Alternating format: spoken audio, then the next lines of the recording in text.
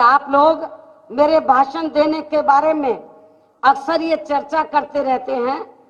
कि बहन जी को बिना पढ़े हुए ही अपना भाषण देना चाहिए। आप लोगों ने बसपा सुप्रीमो बहन कुमारी मायावती जी को भाषण देते वक्त हमेशा पर्चा पढ़कर ही भाषण देते हुए देखा होगा।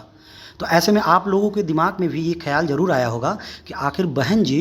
पर्चा देखकर ही क्यों बोलती हैं, आखिर वो बिना पढ़े भाषण क्यों नहीं देती हैं। तो इस पे ज़्यादा माथापच्ची करने की ज़रूरत नहीं है, बहन जी ने इस पर खुद ही बोला है। आइए सुनते हैं। आप लोग मेरे भाषण देने के बारे में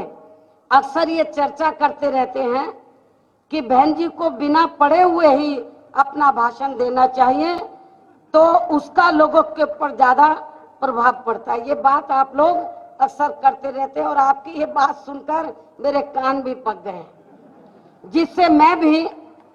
हालांकि आपकी इस बात से मैं भी काफी हद तक सहमत हूँ और आपकी भावनाओं की दिल से कदर भी करती हूँ, लेकिन इस मामले में आप लोगों को मेरे गले की परेशानी को भी जरूर समझना चाहिए, जिसके बारे में मैंने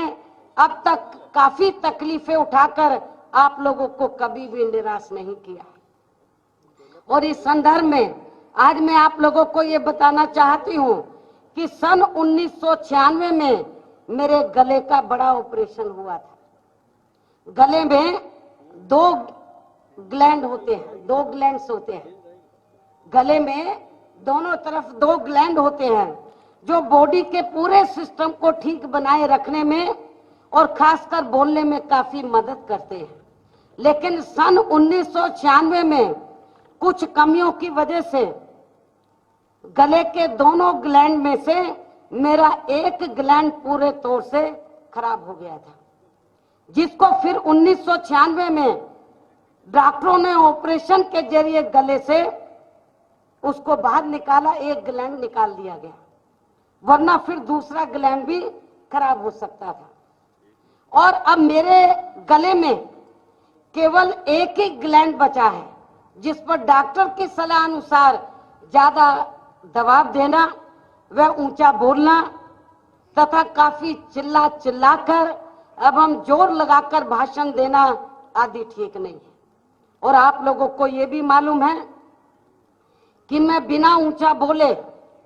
वह गले पर दबाव बनाए बिना कभी भी वर्बली अपना भाषण नहीं दे सकती। ये मेरी पुरानी आदत भी है। और इतना ही नहीं,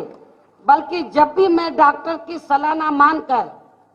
बिना पढ़े ही काफी ऊंचा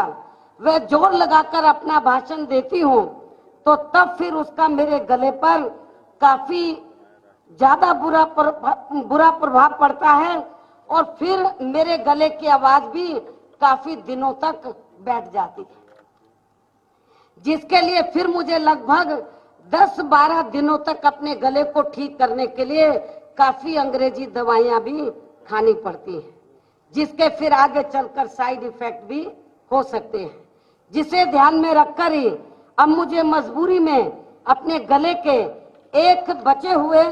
ग्लैंड को सुरक्षित रखने के लिए 1996 से मैं एक ग्लैंड से काम ले रही हूं,